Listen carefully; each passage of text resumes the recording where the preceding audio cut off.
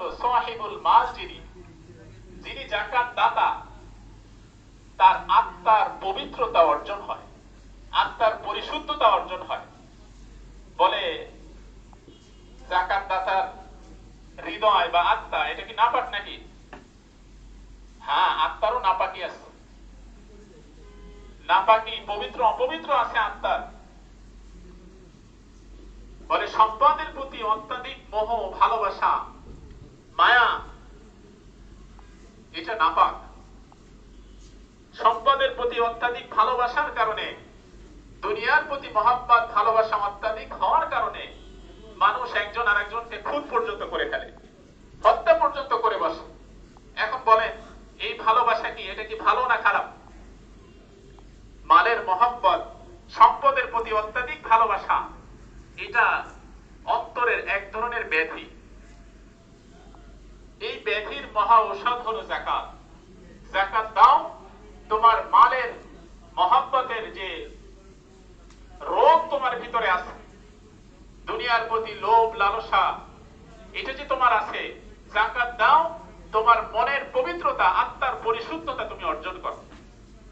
এটা আমার আপনার কথা না, এটা পবিত্র কোরআনে আল্লাহ পাক রব্বুল আলামিন বলেছেন সূরা তাওবার মধ্যে, খুয মিন আমওয়ালিহিম সাদাকাতান তুতাহহিরুহুম ওয়া তুযাক্কিহিম বিহা ওয়া সাল্লি আলাইহিম ইন্না সালাতাকা সাকানুল লাহুম ওয়াল্লাহু সামিউন আলীম। আল্লাহ তাআলা বলেন, নবী আপনি তাদের সম্পদ থেকে যাকাত গ্রহণ করুন। মিন আমওয়ালিহিম, তাদের সব সম্পদ না, তাদের সম্পদের একটি নির্দিষ্ট অংশ, 2 টাকা 50 পয়সা শতকরা, এটা আপনি তাদের কাছ থেকে যাকাত হিসেবে গ্রহণ করুন। এটা করলে কি হবে? আল্লাহ তাআলাই বলেন তুতাহহিরুহুম, এটা তাদেরকে পবিত্র করবে, তাদের সম্পদ পবিত্র হবে, তাদের আত্মার পবিত্রতা অর্জন হবে। ওয়া তুযাক্কিহিম, এবং তারা পরিশুদ্ধ হয়ে যাবে, তাদের সম্পদও পরিশুদ্ধ হবে, তাদের হৃদয়েরও পরিশুদ্ধতা অর্জিত হবে। এজন্য যাকাত শব্দের একটা অর্থ হলো পবিত্র করা বা পবিত্র হওয়া। যাকাত দিলে যাকাত দাতার আত্মার পবিত্রতা অর্জন হয় এবং মালের পবিত্রতা অর্জন হয়। এখন আমি আপনি যাকাত দিব, এই যাকাত কি আমাদের উপরে ফরজ নাকি ওয়াজিব নাকি সুন্নাত নাকি মুস্তাহাব নাকি নফল? ইসলামের যে 5টি স্তম্ভ আছে, 4টি দলিল আছে, এই 4 দলিলের আলোকে এ ব্যাপারে সবাই একমত যে যাকাত ইসলামী শরিয়াতে একটি ফরজ বিধান। নামাজ যেমন ফরজ, যাকাতও এরকম একটা ফরজ ইবাদত। পবিত্র কোরআনের আয়াত অসংখ্য জায়গায় এসেছে, ওয়া আকিমুস সালাতা ওয়া আতুজ যাকাত, নামাজ কায়েম করো, যাকাত দাও। একটু আগে যে আয়াত তেলাওয়াত করলাম, খুয মিন আমওয়ালিহিম সাদাকাতান তুতাহহিরুহুম, আল্লাহ রাসূলকে আল্লাহ তাআলা বলেন যে আপনি তাদের সম্পদ থেকে যাকাত গ্রহণ করুন। এই আয়াতের আলোকেও যাকাত ফরজ। ওয়া ফি আমওয়ালিহিম হাক্কুল লিস-সাইলি ওয়াল মাহরুম, আল্লাহ তাআলা বলেন যে ধনীদের সম্পদের মধ্যে গরীবদের হক আছে। তার মানে আমি আপনি যদি যাকাত দাতা হই, আমার পরে যদি যাকাত ফরজ হয়, তাহলে আমার সম্পদের মধ্যে গরীবদের হক আছে, এটা তাদেরকে দিয়ে দিতে হবে। এখন আমার সম্পদের ভিতরে যদি আরেকজনের হক থাকে, এটা কি দিয়ে দেওয়া, আমার তাকে দিয়ে দেওয়া, এটা কি আমার কর্তব্য না? এই দৃষ্টিকোণ থেকেও তো যাকাত ফরজ। রাসূলুল্লাহ সাল্লাল্লাহু আলাইহি ওয়াসাল্লাম হাদিসের মধ্যে বলেছেন ইসলামের ভিত্তি 5টি। প্রথমত ঈমান, এরপরে হলো সালাত, তারপরে যাকাত, তারপরে হজ, তারপর রমজানুল মুবারকের সওম। বিদায় হজের ভাষণে রাসূলুল্লাহ সাল্লাল্লাহু আলাইহি ওয়াসাল্লাম বলেছেন, ইয়া আইয়ুহান নাসু উবুদু রাব্বাকুম ওয়া সাল্লু খামসাকুম ওয়া সুমু শাহরাকুম ওয়া হাজ্জু বাইতা রাব্বিকুম ওয়া আদ্দু যাকাতা আমওয়ালাকুম তাইয়িবাতান বিহা আনফুসাকুম তাদখুলুল জান্নাতা রাব্বাকুম। বিদায় হজের ভাষণে রাসূলুল্লাহ সাল্লাল্লাহু আলাইহি ওয়াসাল্লাম বলেছেন, হে লোক সকল, তোমরা আল্লাহর ইবাদত করো, 5 ওয়াক্ত সালাত আদায় করো, রমজানুল মুবারকের রোজা রাখো, বাইতুল্লাহর হজ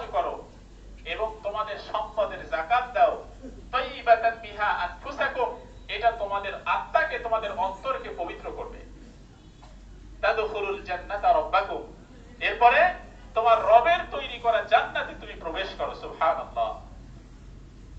তাহলে হাদিসের আলোকে আমরা জানলাম যে যাকাত একটা ফরজ বাধ্যতামূলক ইবাদত। ইজমাউল উম্মাহ তথা সব উম্মাত, উম্মাত বলতে এখানে উম্মাতের ভিতরে যারা আলেম, যারা মুফাসসির, যারা মুহাদ্দিস, যারা ইমাম, এই ব্যাপারে সবাই একমত যে যাকাত ইসলামী শরিয়াতে একটি ফরজ, ম্যান্ডেটরি বাধ্যতামূলক একটা ইবাদত। কিয়াস তথা যুক্তির নিরিখেও এটা প্রমাণিত যে যাকাত এটা একটা ফরজ ইবাদত। আল্লাহ তাআলা যে আমাদেরকে সম্পদ দান করেছেন এটা আল্লাহ প্রদত্ত একটা নিয়ামত। এই সম্পদ আমার আপনার না, এটা আল্লাহর পক্ষ থেকে আসে। ইসলামী অর্থনীতিতে সম্পদের ব্যক্তিগত কোনো মালিকানা নেই, সম্পদের চূড়ান্ত মালিকানা আল্লাহ তাআলা। একটু চিন্তা করলে বিষয়টা পরিষ্কার হয়। আমার আপনার যে স্থাবর অস্থাবর সম্পত্তি আছে, যেটা খাচ্ছি আর পরিধান করছি এটা বাদে, আর যেটা আমরা জমাই, আমরা যদি এখন ইন্তেকাল করি এই সম্পদ কার হবে? আমার পরবর্তী প্রজন্ম, আমার ছেলে সন্তান বা উত্তরাধিকার যারা আছে তারা এটা ভোগ করবে। এরপরে তারাও তো একদিন পৃথিবী থেকে চলে যেতে হবে। এইভাবে আমার সম্পদ দেখা যাবে প্রজন্ম থেকে প্রজন্মান্তরে এইভাবে ব্যবহার করছে। পৃথিবীর সম্পদ পৃথিবীতেই থাকছে, আমি আপনি কবরে কিছু নিয়ে যেতে পারছি না।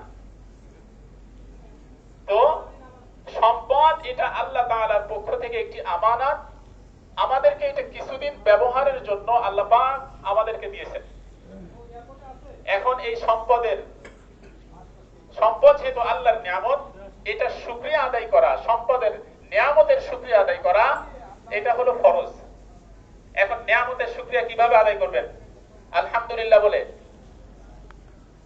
অথবা চোখের 2 ফোঁটা পানি ফেলে দিয়ে যে আল্লাহ আমাকে তুমি অনেক সম্পদ দান করেছো আলহামদুলিল্লাহ, এটা বললেই কি সম্পদের শুকরিয়া আদায় হবে? সম্পদের যাকাত দিতে হবে। একটা লোক কাঁদতেছে, বসে বসে কাঁদতেছে, পাশে একটা কুকুর বসা আছে। তো পাশ দিয়ে একটা লোক হেঁটে যাচ্ছে, বলে ভাই তুমি কাঁদো কেন? বলে ওই লোকটা কাঁদতেছে আর রুটি খাচ্ছে। বলে তুমি কাঁদো কেন? বলে যে আমার কুকুরটা 3 দিন থেকে খুব ক্ষুধার্ত, কিছু খেতে দিতে পারি না। বলে যে আপনি রুটি খাচ্ছেন, আবার তার ক্ষুধার জন্য আপনি কাঁদতেছেন, তো আপনার হাত থেকে একটু রুটি তাকে দিলে তো তার ক্ষুধাটা নিবারণ হয়, আপনাকে তো আর কাঁদা লাগে না। বলে না, এইটা দেওয়া যাবে না, তার মানে কাঁদতে দেবো কিন্তু রুটি দিব না। তো আল্লাহ তাআলা আমাদেরকে সম্পদ দান করেছেন, এই সম্পদের শুকরিয়া আদায় করতে হবে যাকাত দিয়ে। এটা আলহামদুলিল্লাহ বললে এই শুকরিয়া আদায় হবে না, যেহেতু যাকাত একটা ফরজ ইবাদত। আর আমাদের আশেপাশে যে সমস্ত অসহায় অভাবী মানুষ আছে তাদেরকে চালিয়ে নেওয়া, সম্পদের সুষম বন্টন নিশ্চিত করা, ধনী গরিবের যে অসম ব্যবধান, এই ব্যবধান কমিয়ে আনা, এই দৃষ্টিকোণ থেকেও বিবেচনা করলে যাকাত একটি ফরজ বা বাধ্যতামূলক ইবাদত। তাহলে আমরা আলোচনা থেকে জানলাম যে যাকাত এটা কোনো সরকারি ট্যাক্স না, এটা কোনো জরিমানা না, এটা আমার আপনার দায়িত্ব এবং কর্তব্য। এবং এই যাকাত এটা বড়াই করার কিছু না যে আমি তোমাকে যাকাত দিলাম, বরং আমি যাকাত দিলাম এটা আমার কল্যাণে দিলাম, আমার পবিত্রতার জন্য, আমার আত্মশুদ্ধির জন্য, আমার নিজের উপকারের জন্য আমি তাদেরকে যাকাত দিলাম, এবং এটা তাদের হক। অফি আমওয়ালিহিম হাক্কুল লিসাইলি ওয়াল মাহরুম, যে ধনীদের সম্পদের ভিতরে গরিবদের হক আছে। এরপরেও কিছু মানুষ আছে তারা যাকাত দিবে না। এটা শুধু এখনকার জামানায় না, সব জামানায় ছিল। তারা যদি যাকাত দিত তাহলে ধনী গরিবের এই অসম ব্যবধান হতো না, সম্পদের অন্তত সুষম বন্টন নিশ্চিত হতো। যাকাত যারা দিবে না তাদের ব্যাপারে দুনিয়াতেও শাস্তির কথা আছে, আখিরাতে তো আছেই। দুনিয়াতে একটি শাস্তি হলো তাদের সম্পদের ভিতরে আল্লাহ তাআলা বরকত দিবেন না। দ্বিতীয়ত, তাদেরকে আল্লাহ তাআলা মুশরিক হিসেবে গণ্য করবেন। আমার কথা না, পবিত্র কোরআনে হামিম সাজদার ভিতরে আসছে, ফাওয়াইলুল লিল মুশরিকিন আল্লাযীনা লা ইউতুনাজ যাকাতা ওয়া হুম বিল আখিরাতি হুম কাফিরুন। আল্লাহ তাআলা বলেন মুশরিকদের জন্য বড় দুর্ভোগ কারা? আল্লাযীনা লা ইউতুনাজ যাকাত, যারা যাকাত দেয় না তারা মুশরিকদের অন্তর্ভুক্ত। এজন্য যারা যাকাত দিবে না আল্লাহ তাআলা তাদেরকে মুশরিক হিসেবে গণ্য করবেন। মুশরিকদের শাস্তি কি? আর মুশরিক শিরিক হলো সবথেকে বড় অপরাধ, সবথেকে বড় অন্যায় আল্লাহ তাআলার বিরুদ্ধে।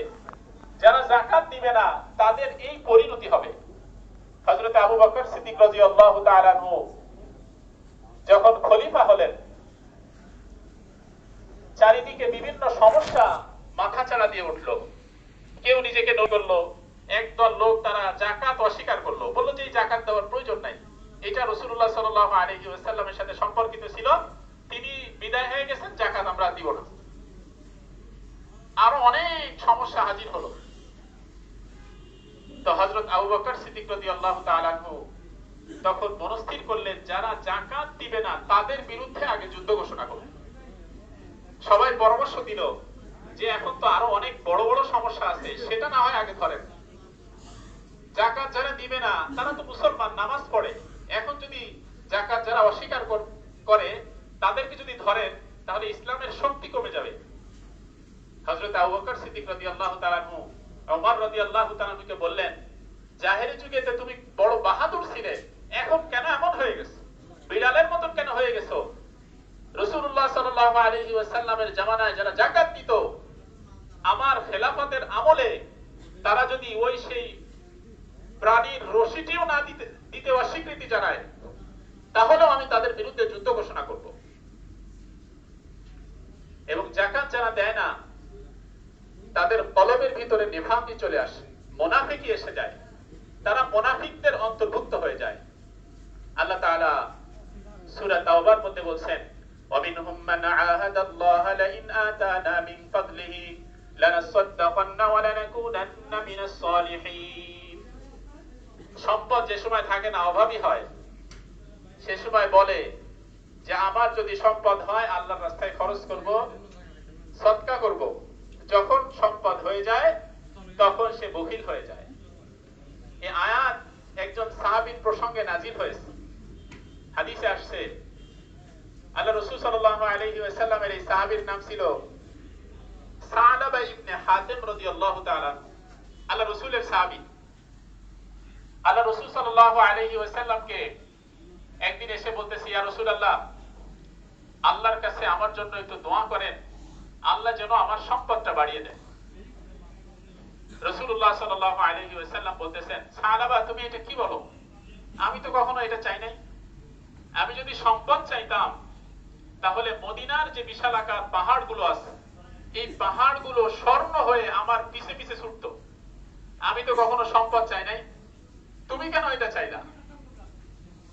তো তখন ওই সাহাবী ফিরে গেছে। এরপর আবার একদিন আসছে, এসে বলতেছে যে ইয়া রাসূলুল্লাহ, আমার জন্য আল্লাহর কাছে একটু দোয়া করেন, আমার জন্য সম্পদ হয়, আর আমার যদি সম্পদ হয় আমি সেই সম্পদের হক আদায় করব, আল্লাহর রাস্তায় ব্যয় করব।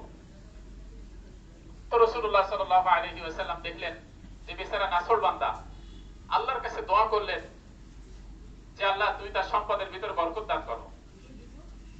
আল্লাহ তাআলা দোয়া কবুল করলেন। তার বকরির পাল ছিল মদিনাতে, এটা অনেক বেড়ে গেল অল্প কয়েকদিনে। মদিনাতে তার খামারের জায়গা হয় না, মদিনা থেকে একটু দূরে গিয়ে তার খামার সেখানে রাখতে হলো। সেখানেও আর ধরে না, আল্লাহ তাআলা এমন বরকত দিলেন, মদিনা থেকে অদূরে লোকালয়ে তার সেই খামারটা নিয়ে যেতে হলো। এখন মদিনা থেকে দূরে চলে যাওয়ার কারণে ঠিক মতন সে নামাজে আসতে পারে না।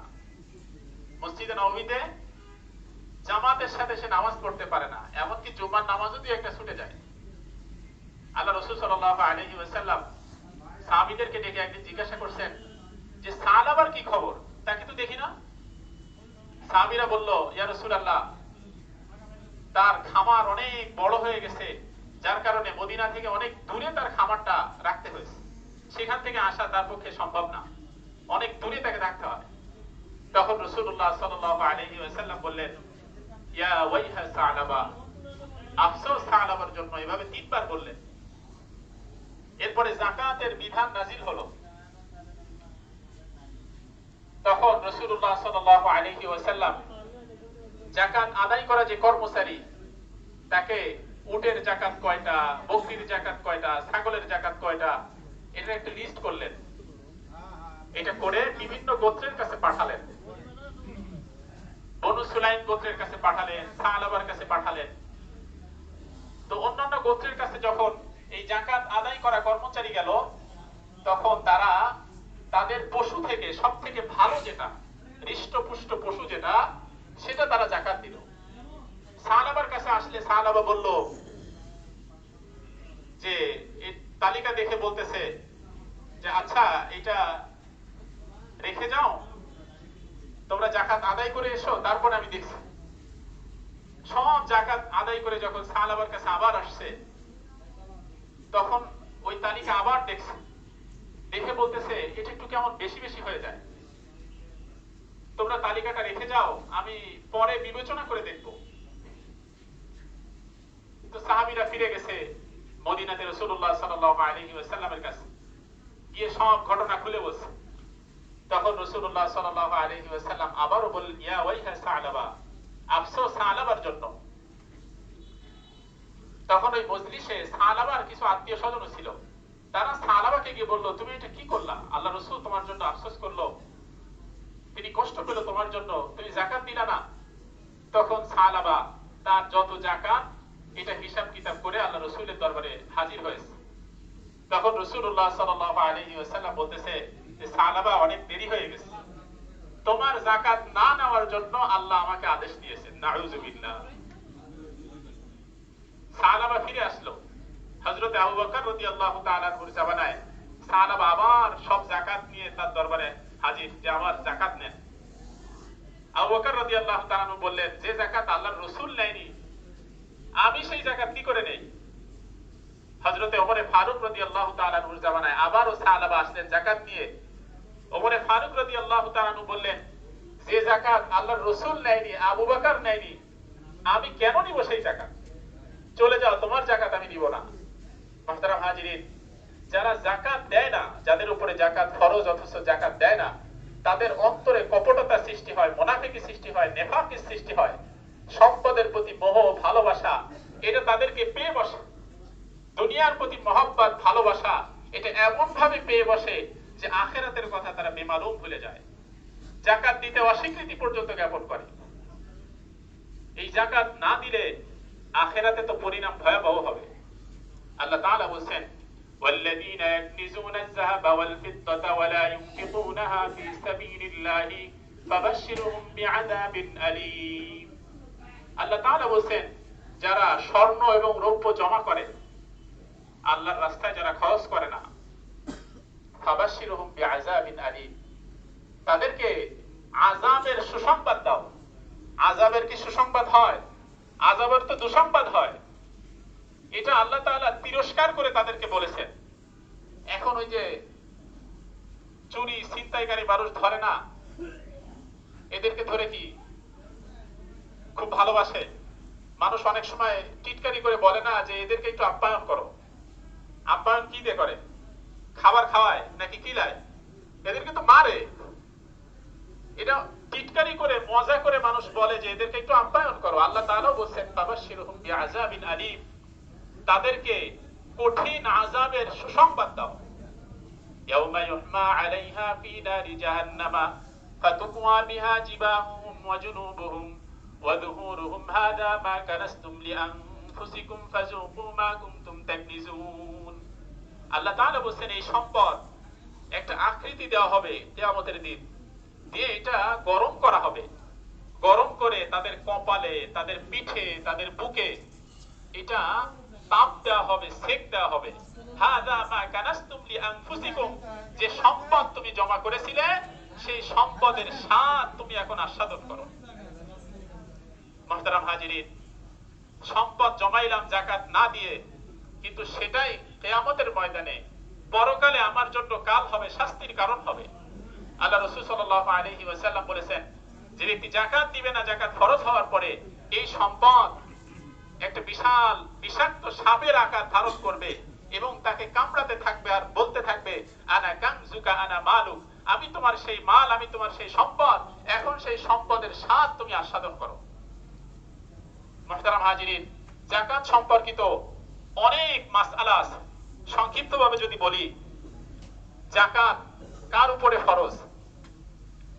নিসাব পরিমাণ মালের মালিক যদি কেউ হয় এবং সেটা যদি কেউ কারোর ক্ষেত্রে 1 বছর কাল স্থায়ী হয়, তাহলে তার উপরে যাকাত ফরজ।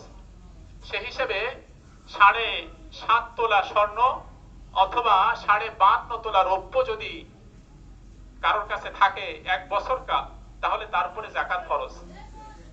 অথবা এই স্বর্ণ অথবা রৌপ্যের যে মূল্য আছে, এই মূল্য পরিমাণ টাকাও যদি কারোর কাছে থাকে, তাহলে তার উপরে যাকাত ফরজ। 52.5 তোলা রৌপ্যের বর্তমান বাজার মূল্য আসে প্রায় 95,000 টাকা। এই 95,000 টাকা যদি কারোর কাছে 1 বছর কাল স্থায়ী হয় ঋণ বাদে, তাহলে তার উপরে যাকাত ফরজ। এমনও হতে পারে যে কিছু স্বর্ণ আছে, কিছু রৌপ্য আছে, আবার কিছু টাকা আছে। রৌপ্য হয়তো 10 ভরি আছে, স্বর্ণ হয়তো 3 ভরি আছে, আর কিছু টাকা আছে। সব মিলায় দেখতে হবে যে আমার 95,000 টাকা হয় কিনা। যদি 95,000 টাকা হয়, তাহলে তার উপরে যাকাত ফরজ। আর যাকাত কাকে দিব? আল্লাহ তাআলা পবিত্র কোরআনে যাকাত আদায়ের 8টি খাতের কথা বয়ান করেছেন। ইন্নামাস সাদাকাতু লিল ফুকারা'i ওয়াল মাসাকিনি ওয়াল 'আমিলিনা 'আলাইহা ওয়াল মুআল্লাফাতি কুলুবুহুম ওয়া ফির রিকাবি ওয়াল গারিমিনা ওয়া ফি সাবিলিল্লাহ। এখানে 8টি খাতের কথা বলা আছে। অনেক ব্যাপক আলোচনা। সংক্ষিপ্তভাবে আমি বলি যে বাবা মা, দাদা নানি, দাদা দাদি, নানা নানি, এভাবে যত উপরে যাবে তাদেরকে যাকাত দেওয়া যাবে না। নিজের ছেলে সন্তান, নাতি নাতকর, তাদেরকে যাকাত দেওয়া যাবে না। ভাই ব্রাদার, আত্মীয় স্বজন, বোন, এদেরকে যাকাত দেওয়া যাবে। বরঞ্চ যাকাত দেওয়ার ক্ষেত্রে আমার আত্মীয় স্বজনের মধ্যে যারা অভাবী আছে, যারা দরিদ্র আছে, এটা তাদের হক, তাদেরকে আগে দেওয়া উচিত। এরপরে আল্লাহ তাআলা পবিত্র কোরআনে যেটা বলেছেন, ইন্নামাস সাদাকাতু লিল ফুকারা, ফকিরদেরকে যাকাত দাও। ফকির বলতে বোঝায় যার একদিনের চলার মতন কোনো ব্যবস্থা তার নাই, একদিনের চলার মতনও ব্যবস্থা নাই। এখন ফকির 2 প্রকার আছে, একটা হলো পেশাদার ফকির, আর একটা হলো প্রকৃতপক্ষে ফকির। পেশাদার ফকির যিনি এই সারাদিন এখানে ওখানে ভিক্ষা করে বেড়ায়, এর যদি 95,000 টাকা জমা থাকে 1 বছর কাল, আর একে যদি আমরা যাকাত দেই, তাহলে কিন্তু যাকাত আদায় হবে না, কারণ সে যাকাত দেওয়ার উপযুক্ত। এই জন্য বিষয়টা খেয়াল রাখবো।